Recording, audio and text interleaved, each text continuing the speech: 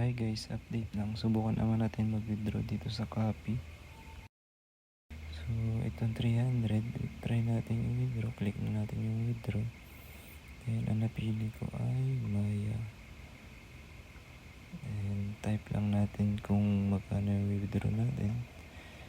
Ang minimum withdrawal pala natin dito ay 200. And, lagay lang natin yung details. Then, submit withdrawal, submit request. Then, wait lang and request submitted na. Then, balik lang tayo sa home. As you can see, pending pa yung ating withdrawal. Ayan, wait lang natin. Then, i-reload lang natin yung page. Then, boom, approve na. As you can see, 11:38 at 11:39 yung withdrawal natin. At ito naman yung sa Maribank natin. So, yun lang muna ang update natin sa ngayon. And yun nga, legit siya, nakaka-withdraw at napakabilis lang i-withdraw.